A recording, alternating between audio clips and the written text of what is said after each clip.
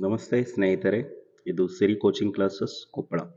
So ಸ್ನೇಹಿತರೆ, ಈ ದಿನ ನಾವು ಸೈನಿಕ ಶಾಲೆಗೆ ಸಂಬಂಧಪಟ್ಟಂತೆ ಎಷ್ಟು ಸೈನಿಕ ಶಾಲೆಗಳಿದ್ದಾವೆ, ನಂತರದಲ್ಲಿ ಪರೀಕ್ಷಾ ಕೇಂದ್ರಗಳು ಏನಿದ್ದಾವೆ, ಎಲ್ಲೆಲ್ಲಿ ನಮ್ಮ ಮಕ್ಕಳು ಎಕ್ಸಾಮಿನೇಷನ್ಸ್ ಬರೀತಾರೆ, ನಂತರದಲ್ಲಿ ಪರೀಕ್ಷಾ ಮಾಧ್ಯಮ, ಸೊ ಯಾವ ಭಾಷೆಯಲ್ಲಿ ಮಕ್ಕಳು ಪರೀಕ್ಷೆಯನ್ನು ಅಟೆಂಡ್ ಮಾಡಬಹುದು, ತದನಂತರ ಈ ಪರೀಕ್ಷೆಗೆ ಸಂಬಂಧಪಟ್ಟಂತೆ ಪ್ರಶ್ನೆ ಪತ್ರಿಕೆ ಏನಿದೆ, ಸೊ ಆ ಒಂದು ಪ್ರಶ್ನೆ ಪತ್ರಿಕೆ ಯಾವ ಪ್ಯಾಟರ್ನ್ ಅಲ್ಲಿ ಕೊಟ್ಟಿರ್ತಾನೆ, ಏನೇನು ವಿಷಯಗಳಿಗೆ ಸಂಬಂಧಪಟ್ಟಂತೆ ಎಷ್ಟೆಷ್ಟು ಪ್ರಶ್ನೆಗಳನ್ನು ಕೇಳಿರ್ತಾರೆ, ಎಷ್ಟು ಅಂಕಗಳನ್ನು ಕೊಡ್ತಾನೆ ಅನ್ನೋದು ಕೂಡ ಈ ಒಂದು ವಿಡಿಯೋದಲ್ಲಿ ತಿಳಿಸ್ತಾ ಇದ್ದೀನಿ. ನಂತರದಲ್ಲಿ ಎಷ್ಟು ವಿದ್ಯಾರ್ಥಿಗಳನ್ನ ಪ್ರತಿಯೊಂದು ಶಾಲೆಗೆ ಆಯ್ಕೆ ಮಾಡ್ಕೊಳ್ತಾರೆ, ಆ ವಿಷಯವನ್ನು ಕೂಡ ಈ ವಿಷಯದಲ್ಲಿ ಹೇಳೋಣ ಈ ಒಂದು ವಿಡಿಯೋದಲ್ಲಿ. ನಂತರದಲ್ಲಿ ಕೊನೆಯದಾಗಿ ಆಯ್ಕೆ ಪ್ರಕ್ರಿಯೆ ಯಾವ ರೀತಿಯಾಗಿ ನಡೆಯುತ್ತೆ ಅನ್ನೋದು ಕೂಡ ಈ ಒಂದು ವಿಡಿಯೋದಲ್ಲಿ ನಾವು ನೋಡ್ತಾ ಹೋಗೋಣ.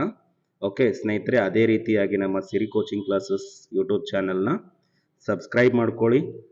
ಹೆಚ್ಚಿನ ಸಂಖ್ಯೆಯಲ್ಲಿ ನಿಮ್ಮ ಸ್ನೇಹಿತರು ಅಥವಾ ಬಂಧು ಬಳಗ, ಫ್ಯಾಮಿಲಿ, ಫ್ರೆಂಡ್ಸ್ ಅಂತ ಇರ್ತಾರೆ. ಸೊ ಅಂಥವ್ರಿಗೆಲ್ರಿಗೂ ಇದನ್ನು ವಿಡಿಯೋನ ಶೇರ್ ಮಾಡಿ. ಸೊ ಅದೇ ರೀತಿಯಾಗಿ ಈ ಒಂದು ವಿಡಿಯೋನ ಸಂಪೂರ್ಣವಾಗಿ ವಿಡಿಯೋ ನೋಡಿ ನಿಮಗೊಂದು ಮಾಹಿತಿ ಸಿಗುತ್ತೆ. ಓಕೆ, ಅದೇ ರೀತಿಯಾಗಿ ಬೇರೆಯವರಿಗೆ ಕಳಿಸಿದ್ರೆ ಅವರು ಕೂಡ ಒಂದು ಇನ್ಫಾರ್ಮೇಶನ್ ತಲುಪುತ್ತೆ, ಅವರು ಕೂಡ ಯೂಸ್ಫುಲ್ ಆಗುತ್ತೆ. ಸೊ ಅದೇ ರೀತಿಯಾಗಿ ನಾವು ನೋಡೋದಾದ್ರೆ, ಸೈನಿಕ ಶಾಲೆಗಳು ನಮ್ಮ ಕರ್ನಾಟಕದಲ್ಲಿ 4 ಸೈನಿಕ ಶಾಲೆಗಳಿದೆ.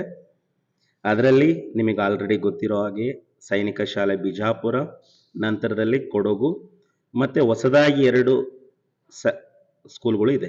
ಯಾವುದು, ಸಂಗೊಳ್ಳಿ ರಾಯಣ್ಣ ಸೈನಿಕ ಸ್ಕೂಲ್ ಬೆಳಗಾಮಲ್ಲಿ ಒಂದಿದೆ, ವಿವೇಕ್ ಸ್ಕೂಲ್ ಆಫ್ ಎಕ್ಸಲೆನ್ಸ್ ಅದು ಬಂದು ಮೈಸೂರಿನಲ್ಲಿ ಇದೆ. ಓಕೆ, ಸೊ ಇದು ಮೊದಲು ಬಂದು ಆಲ್ರೆಡಿ 2 ಇತ್ತು. ಈಗ ಹೊಸದಾಗಿ ಲಾಸ್ಟ್ ಟೈಮ್ ಏನು ಎಕ್ಸಾಮಿನೇಷನ್ಸ್ ಬರೆದಿದ್ರು ಹೋದ ವರ್ಷ ಮಕ್ಕಳು, ಅಂದರೆ ಇದೇ ವರ್ಷ ನಿಮಗೆ ಇದರಲ್ಲಿ ಜಾನ್ವರಿನಲ್ಲಿ ಎಕ್ಸಾಮ್ ಬರೆದಿದ್ರು, ಆ ಟೈಮಲ್ಲಿ ಈ ವರ್ಷ ಆಲ್ರೆಡಿ ಈ 2 ಸ್ಕೂಲ್ಗಳು ಸ್ಟಾರ್ಟ್ ಆಗಿದೆ, ಬೆಳಗಾಂ ಮತ್ತೆ ಮೈಸೂರಿನಲ್ಲಿರುವಂಥದ್ದು. ಓಕೆ, ಸೊ ಅದಾದ್ಮೇಲೆ ಕರ್ನಾಟಕದಲ್ಲಿ ನಿಮ್ಮ ಮಕ್ಕಳು ಬರೆಯೋದು, ಸೊ ಪ್ರತಿಯೊಬ್ಬರು ನಿಮ್ಗೆ ಗೊತ್ತಿರುತ್ತೆ, ನವೋದಯ, ಮೊರಾರ್ಜಿ, ಆದರ್ಶ, ಸೊ ಪ್ರತಿಯೊಂದು ಎಕ್ಸಾಮಿನೇಷನ್ಸ್ ಅವರವರ ಜಿಲ್ಲೆಗಳಲ್ಲಿ ಬರೀತಾರೆ. ಬಟ್ ಇದೊಂದು ಸೈನಿಕ ಶಾಲೆಗೆ ಸಂಬಂಧಪಟ್ಟಂತೆ ಕೆಲವೊಂದು ಕೇಂದ್ರಗಳನ್ನು ಮಾತ್ರ ಇಲ್ಲಿ ಸೆಲೆಕ್ಟ್ ಮಾಡಿರ್ತಾರೆ. ಅದರಲ್ಲೂ ಕೂಡ ನಮ್ಮ ಕರ್ನಾಟಕದಲ್ಲಿ ಟೋಟಲ್ 12 ಪರೀಕ್ಷಾ ಕೇಂದ್ರಗಳಿದ್ದಾವೆ.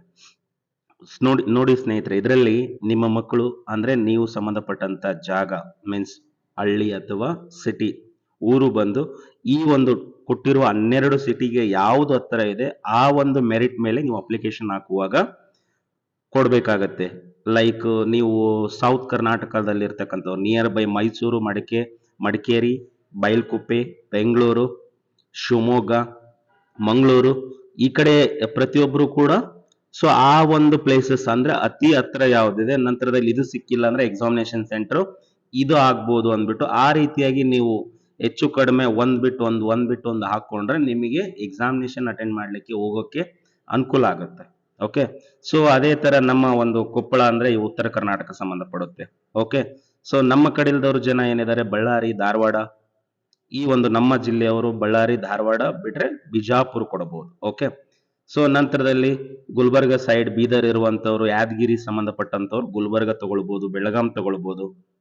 ಓಕೆ, ಸೊ ನಂತರದಲ್ಲಿ ಮಧ್ಯ ಕರ್ನಾಟಕದಲ್ಲಿ ಇರ್ತಕ್ಕಂಥವ್ರು ಶಿವಮೊಗ್ಗ ತಗೊಳ್ಬಹುದು, ಬಿಟ್ರೆ ಚಿತ್ರದುರ್ಗ ತಗೊಳ್ಬಹುದು. ಓಕೆ, ಸೊ ಇದೇ ರೀತಿಯಾಗಿ ಟೋಟಲ್ 12 ಪರೀಕ್ಷಾ ಕೇಂದ್ರಗಳು ಇದೆ. ಸೊ ನಂತರದಲ್ಲಿ ಈ ಪರೀಕ್ಷೆಯನ್ನ ಬರೀತಕ್ಕಂಥ ಮಾಧ್ಯಮ ಬಂದು, ಈಗ ನೋಡಿ ಕನ್ನಡ ಮೀಡಿಯಂ ಮಕ್ಕಳು ಕೂಡ ಬರೀಬೇಕಂತಾರೆ. ಓಕೆ, ಸೊ 6ನೇ ತರಗತಿಗೆ ಎಂಟ್ರೆನ್ಸ್ ಏನ್ ತಗೊಳ್ತಾರೆ ಅಂದ್ರೆ 5ನೇ ತರಗತಿಯಲ್ಲಿರುವಂತಹ ಮಕ್ಕಳು ಈ ಒಂದು ಎಕ್ಸಾಮಿನೇಷನ್ ಅಟೆಂಡ್ ಮಾಡಬಹುದು. ಓಕೆ, ಸೊ ಈ 6ನೇ ತರಗತಿಗೆ ಎಂಟ್ರೆನ್ಸ್ ಅಂದ್ರೆ 5ನೇ ತರಗತಿ ಮಕ್ಕಳು ಬರೀತಾರೆ, ಆ ಮಕ್ಕಳಿಗೆ ಮಾತ್ರ ಈ ಒಂದು ಭಾಷೆ ಇರುತ್ತೆ. ನಿಮಗೆ ಕನ್ನಡ ಮತ್ತು ಇಂಗ್ಲಿಷ್ ಮಾಧ್ಯಮದಲ್ಲಿ ಮಕ್ಕಳು ಪರೀಕ್ಷೆಯನ್ನ ಬರೀಬಹುದು. ಈವನ್ ಇಂಗ್ಲಿಷ್ ಮೀಡಿಯಂ ಅಲ್ಲಿ ಓದ್ತಾ ಇದ್ರು ಕೂಡ ನಾನು ಕನ್ನಡದಲ್ಲಿ ಕಂಫರ್ಟ್ ಇದ್ದಾನೆ ನಮ್ಮ ಹುಡುಗ ಅಂತಂದ್ರೆ ನೀವು ಕನ್ನಡ ಮಾಧ್ಯಮದಲ್ಲೇ ಪರೀಕ್ಷೆಯನ್ನ ಬರೆಸ್ಬೋದು, ಯಾವುದೇ ತರ ತೊಂದರೆ ಆಗಲ್ಲ. ಸೊ ಇನ್ನು ಕೆಲವೊಬ್ರು ಕನ್ನಡ ಮಾಧ್ಯಮದಲ್ಲಿ ಓದ್ತಿರ್ತಾರೆ, ಸೊ ಆ ಮಕ್ಕಳು ಇಂಗ್ಲಿಷ್ ಮೀಡಿಯಂ ಅಲ್ಲಿ ಬರೀಲಿಕ್ಕೆ ಸಾಧ್ಯ ಇಲ್ಲ. ಸೊ ಇಂಗ್ಲಿಷ್ ಮೀಡಿಯಂ ಅಲ್ಲಿ ಓದ್ತಕ್ಕಂಥ ಮಕ್ಕಳು ಕನ್ನಡ ಮೀಡಿಯಂ ಅಲ್ಲಿ ಕೂಡ ಎಕ್ಸಾಮಿನೇಷನ್ ನ ಬರಿಬಹುದು. ಓಕೆ, ಸೊ ಅದೇ ರೀತಿಯಾಗಿ ಈ ಒಂದು ಪರೀಕ್ಷೆಗೆ ಸಂಬಂಧಪಟ್ಟಂತೆ ಪ್ಯಾಟರ್ನ್ ಯಾವ ರೀತಿ ಇರುತ್ತೆ, ಯಾವ ಯಾವ ವಿಷಯಗಳನ್ನ ಇಲ್ಲಿ ಕೇಳ್ತಾರೆ, ಎಷ್ಟು ಅಂಕಗಳಿರುತ್ತೆ ಅಂತ ನೋಡೋದಾದ್ರೆ, ಲ್ಯಾಂಗ್ವೇಜ್, ಈಗ ನೋಡಿ ಕನ್ನಡ ಮೀಡಿಯಂ ಮಕ್ಕಳು ಲ್ಯಾಂಗ್ವೇಜ್ ಇದೆ. ಓಕೆ, ಇಂಗ್ಲಿಷ್ ಮೀಡಿಯಂ ಮಕ್ಕಳು ಇಂಗ್ಲಿಷ್ ಲ್ಯಾಂಗ್ವೇಜ್ ತಗೊಳ್ಬಹುದು, ಬೇಕಂದ್ರೆ ಕನ್ನಡ ಬೇಕಾದ್ರೂ ತಗೊಳ್ಬಹುದು. ಯಾವುದಾದ್ರೂ ಒಂದು ಭಾಷೆಯನ್ನ ನೀವು ಯಾವ ಮೀಡಿಯಂ ಅಲ್ಲಿ ತಗೊಳ್ತೀರ ಆ ಒಂದು ಭಾಷೆಗೆ ಸಂಬಂಧಪಟ್ಟಂತೆ ಲ್ಯಾಂಗ್ವೇಜ್ಗೆ 25 ಪ್ರಶ್ನೆಗಳಿರುತ್ತೆ. ಪ್ರತಿ ಒಂದು ಪ್ರಶ್ನೆಗೆ 2 ಅಂಕಗಳಿರುತ್ತೆ. ಸೊ ಆ ರೀತಿಯಾಗಿ 50 ಮಾರ್ಕ್ಸ್ ಇರುತ್ತೆ. ಮ್ಯಾಥ್ಸ್ಗೆ ಸಂಬಂಧಪಟ್ಟಂತೆ, ಗಣಿತಕ್ಕೆ ಸಂಬಂಧಪಟ್ಟಂತೆ 50 ಪ್ರಶ್ನೆಗಳಿರುತ್ತೆ, 3 ಅಂಕಗಳಿರುತ್ತೆ. ಪ್ರತಿಯೊಂದು ಪ್ರಶ್ನೆಗೆ 150 ಅಂಕಗಳು ಸಿಗುತ್ತೆ. ನಂತರದಲ್ಲಿ ಇಂಟೆಲಿಜೆನ್ಸಿ ಸಂಬಂಧಪಟ್ಟಂತೆ ಅಂದ್ರೆ ನಿಮಗೆ ಡೈರೆಕ್ಷನ್ಸ್ ಇರುತ್ತೆ, ರಿಲೇಶನ್ಶಿಪ್ ಮೇಲೆ ಬರುತ್ತೆ, ನಂತರದಲ್ಲಿ ಅನಾಲಜಿ ಬರುತ್ತೆ. ಸೊ ಈ ತರ ಪ್ರಶ್ನೆಗಳನ್ನೆಲ್ಲ ಇಂಟೆಲಿಜೆನ್ಸಿಯಲ್ಲಿ ಕೇಳ್ತಾರೆ. ಅದರಲ್ಲಿ ಕೂಡ ನಿಮಗೆ ಒಂದು 25 ಪ್ರಶ್ನೆಗಳಿರುತ್ತೆ. ಅದಕ್ಕೂ ಕೂಡ ಪ್ರತಿಯೊಂದು ಕ್ವೆಶ್ಚನ್ಗೆ 2 ಅಂಕಗಳನ್ನು ಕೊಡ್ತಾನೆ. ಸೊ 50 ಅಂಕಗಳಾಗುತ್ತೆ. ನಂತರದಲ್ಲಿ ಜನರಲ್ ಸೈನ್ಸ್ ಮತ್ತೆ GK ಅಂತ ಹೇಳ್ತಾರೆ. ಸೊ ಇದರಲ್ಲಿ ಏನಾಗುತ್ತೆ, ಟೋಟಲ್ 25 ಮಾರ್ಕ್ಸ್ಗೆ ಕೇಳ್ತಾನೆ. ಓಕೆ, ಸೊ 15 ಅಂಕಗಳು GS ಇರುತ್ತೆ, ಜನರಲ್ ಸೈನ್ಸ್ಗೆ ಸಂಬಂಧಪಟ್ಟಂತೆ ಇರುತ್ತೆ. 10 ಅಂಕಗಳು 10 ಅಂಕಗಳು ಬಂದು ಈ ಒಂದು GKಗೆ ಸಂಬಂಧಪಟ್ಟಂತೆ ಪ್ರಶ್ನೆಗಳು ಬರುತ್ತೆ. ಸೊ ಇದು ಕೂಡ 25 ಇಂಟು 2 ನೋಡಿದ್ರೆ ಅದು ಕೂಡ 50 ಅಂಕಗಳು ಬರುತ್ತೆ. ಟೋಟಲ್ 125 ಅಂಕಗಳು, 125 ಪ್ರಶ್ನೆಗಳಿರುತ್ತೆ. 300 ಅಂಕಗಳಿಗೆ ನಿಮ್ಮ ಮಕ್ಕಳು ಈ ಒಂದು ಸೈನಿಕ ಎಕ್ಸಾಮಿನೇಷನ್ ಬರೀತಾರೆ. ಸೊ ಸಮಯ ಬಂದು 2.5 ಗಂಟೆ ಇರುತ್ತೆ. ಅಂದ್ರೆ 2.5 hour ನಿಮ್ಮ ಮಕ್ಕಳಿಗೆ ಈ ಒಂದು ಎಕ್ಸಾಮಿನೇಷನ್ ಬರೀಲಿಕ್ಕೆ ಸಮಯ ಅವಕಾಶ ನೀಡಿರ್ತಾರೆ.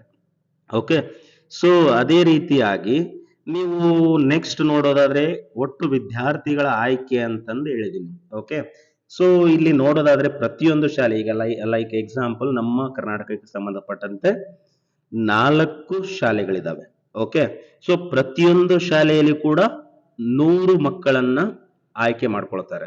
ಓಕೆ, ಪ್ರತಿಯೊಂದು ಶಾಲೆಗೆ 100 ಮಕ್ಕಳನ್ನ ಆಯ್ಕೆ ಮಾಡ್ಕೊಳ್ತಾರೆ. ಸೊ ಅದರಲ್ಲಿ 2/3 ಭಾಗ ಅಂದ್ರೆ ಈಗ ನೋಡಿ 100 ಸೀಟ್ ಇರುತ್ತೆ, ಅದರಲ್ಲಿ 67 ಸೀಟುಗಳು ಕರ್ನಾಟಕ ರಾಜ್ಯದ ವಿದ್ಯಾರ್ಥಿಗಳಿಗೆ ಮೀಸಲು. ಓಕೆ, ಮತ್ತೆ ಉಳಿದ 33 ಸೀಟ್ಗಳೇನಿದೆ ಅದೆಲ್ಲ ಬೇರೆ ರಾಜ್ಯದವರಿಗೆ ಮೀಸಲು ಕೊಡ್ತಾರೆ. ಓಕೆ, ಅದೇ ರೀತಿಯಾಗಿ ಆ ರೀತಿಯಾಗಿ ಕೊಟ್ಟಿರ್ತಾರೆ. ಸೊ ಟೋಟಲ್ ಒಂದು ಶಾಲೆಗೆ 100 ವಿದ್ಯಾರ್ಥಿಗಳನ್ನ ಸೆಲೆಕ್ಟ್ ಮಾಡ್ಕೊಂಡಿದ್ದಾರೆ ಅಂದ್ರೆ ಅದರಲ್ಲಿ 10 ವಿದ್ಯಾರ್ಥಿನಿಯರನ್ನ ಆಯ್ಕೆ ಮಾಡ್ಕೊಳ್ತಾರೆ. ಓಕೆ, ಸೊ ಅಂದ್ರೆ ಆ ಒಂದು 40 ವಿದ್ಯಾರ್ಥಿನಿಯರು ಸೆಲೆಕ್ಟ್ ಆಗ್ಬಹುದು 4 ಶಾಲೆಗಳಿಗೆ ಸೇರಿ. ಟೋಟಲ್ 400 ಮಕ್ಕಳು ಈ ಒಂದು ನಮ್ಮ ಕರ್ನಾಟಕದಲ್ಲಿ ಸ್ಟಡಿ ಮಾಡಬಹುದು. ಓಕೆ, ಪ್ರತಿ ವರ್ಷ ಇಷ್ಟಿಷ್ಟು ಸೀಟುಗಳು ಇದ್ದೇ ಇರುತ್ತೆ. 1-2 ವೇರಿಯೇಷನ್ ಮಾಡಬಹುದು, ಬೇಸ್ಡ್ ಆನ್ ಆ ಒಂದು ಸ್ಕೂಲ್ ಮೇಲೆ ಡಿಪೆಂಡ್ ಆಗುತ್ತೆ. ಓಕೆ, ಸೊ ಅದನ್ನ ಬಿಟ್ರೆ ಕೊನೆಯದಾಗಿ ಆಯ್ಕೆ ಪ್ರಕ್ರಿಯೆ ಯಾವ ರೀತಿ ಇರುತ್ತೆ ಅಂತ ನೋಡೋದಾದ್ರೆ, ಸೊ ಆಲ್ರೆಡಿ ಕೌನ್ಸಿಲಿಂಗ್ ನಡೀತಾ ಇದೆ. ಓಕೆ, ಲಾಸ್ಟ್ ವರ್ಷ 2023ರಲ್ಲಿ 23-24 ಏನು ಎಕ್ಸಾಮಿನೇಷನ್ಸ್ ಬರೆದಿದ್ರು ಆ ಮಕ್ಕಳದ್ದು ಕೌನ್ಸಿಲಿಂಗ್ ಪ್ರೋಸೆಸ್ ಆಲ್ರೆಡಿ ರನ್ನಿಂಗ್ ಅಲ್ಲಿ ಇದೆ. ಸೊ ಅದು ಯಾವುದ್ರ ಮೇಲೆ ಅಂದ್ರೆ ವಿದ್ಯಾರ್ಥಿಗಳು ಪರೀಕ್ಷೆಯಲ್ಲಿ ಪಡೆದ ಮೆರಿಟ್ ಪಟ್ಟಿ ಮತ್ತು ವಿವಿಧ ಪಂಗಡಗಳ ಆಧಾರದ ಮೇಲೆ ಆನ್ಲೈನ್ ಕೌನ್ಸಿಲಿಂಗ್ ಮುಖಾಂತರ ವಿದ್ಯಾರ್ಥಿಗಳನ್ನ ಆಯ್ಕೆ ಮಾಡಿಕೊಳ್ಳುತ್ತಾರೆ. ಸೊ ಪ್ರತಿಯೊಂದು ಶಾಲೆಗೂ ಕೂಡ ಒಂದೊಂದು ಸ್ಕೂಲ್ಗೆ ಒಂದೊಂದು ಮೆರಿಟ್ ಮೇಲೆ ಮಕ್ಕಳನ್ನು ತಗೊಳ್ತಾರೆ. ಲೈಕ್ ಎಲ್ರು ನನಗೆ ಕೊಡಗು ಬೇಕು, ಬಿಜಾಪುರ ಬೇಕಂದ್ರೆ ಕಷ್ಟ. ಓಕೆ, ನಿಮ್ಮ ಅಂಕಗಳ ಆಧಾರದ ಮೇಲೆ ಮತ್ತೆ ನಿಮಗೆ ಸಂಬಂಧಪಟ್ಟಂತ ಪಂಗಡಗಳ ಆಧಾರದ ಮೇಲೆ ನಿಮಗೆ ಕೊಟ್ಟಿರ್ತಾನೆ. ಲೈಕ್ ನೀವು 10 ಶಾಲೆಗಳನ್ನ ಸೆಲೆಕ್ಟ್ ಮಾಡ್ಕೊಳ್ಬಹುದು. 10 ಶಾಲೆಗಳನ್ನ, ಹಳೆ ಸ್ಕೂಲ್ಗಳನ್ನ, ಬೇರೆ ರಾಜ್ಯದ್ದು ಕೂಡ ಈಗ ನಾನು ಆವಾಗ್ಲೇ ಹೇಳಿದೆ ನಿಮಗೆ. ಓಕೆ, ಯಾರಿಗೆ ಎಷ್ಟು ಅಂತ ಹೇಳಿದೆ. ಬೇರೆ ರಾಜ್ಯದ ಮಕ್ಕಳಿಗೆ 33 ಸೀಟ್ಗಳು ಇರುತ್ತೆ ಅಂತ ಹೇಳಿದೆ. ಸೊ ಅದೇ ರೀತಿ ಕರ್ನಾಟಕದ ಮಕ್ಕಳು ಮಹಾರಾಷ್ಟ್ರದಲ್ಲಿ, ಆಂಧ್ರದಲ್ಲಿ, ತಮಿಳುನಾಡಲ್ಲಿ, ಸೊ ಈ ರೀತಿಯಾಗಿ ಬೇರೆ ಬೇರೆ ರಾಜ್ಯದಲ್ಲಿ ಇಂಟ್ರೆಸ್ಟ್ ಇದ್ರೆ ನೀವು ಆ ಒಂದು ಶಾಲೆಯು ಕೂಡ ನೀವು ಅಪ್ಲಿಕೇಶನ್ ಕೌನ್ಸಿಲಿಂಗ್ ಅಲ್ಲಿ ಅಪ್ಲಿಕೇಶನ್ ಹಾಕ್ಬೋದು. ಓಕೆ, ಸೊ ಆಗ ನಿಮ್ಮ ಮಕ್ಕಳು ಇಲ್ಲಿ ಸೀಟ್ ಸಿಗದೆ ಇದ್ದಾಗ ಆ ಒಂದು ಶಾಲೆಗಳಿಗೆ ಕೂಡ ಹೋಗ್ಬಿಟ್ಟು ಸೆಲೆಕ್ಷನ್ ಆಗ್ಬೋದು. ಫೀಸ್ ಪ್ರೊಸೀಜರ್ ಬಂದು ನಿಮಗೆ ಆಲ್ಮೋಸ್ಟ್ ಎಲ್ಲ ಸೇಮ್ ಇರುತ್ತೆ ಆಲ್ ಇಂಡಿಯಾ. ನಿಮಗೆ ಆ ಥರ ಏನಾದರೂ ಇದ್ರೆ ನಾನು ನೆಕ್ಸ್ಟ್ ವಿಡಿಯೋದಲ್ಲಿ ತಿಳಿಸ್ತೀನಿ ಫೀಸ್ ಯಾವ ರೀತಿ ಇರುತ್ತೆ ಏನು ಅಂತ ಅಂದ್ಬಿಟ್ಟು ಆ ಒಂದು ಶಾಲೆಗಳ ಬಗ್ಗೆ.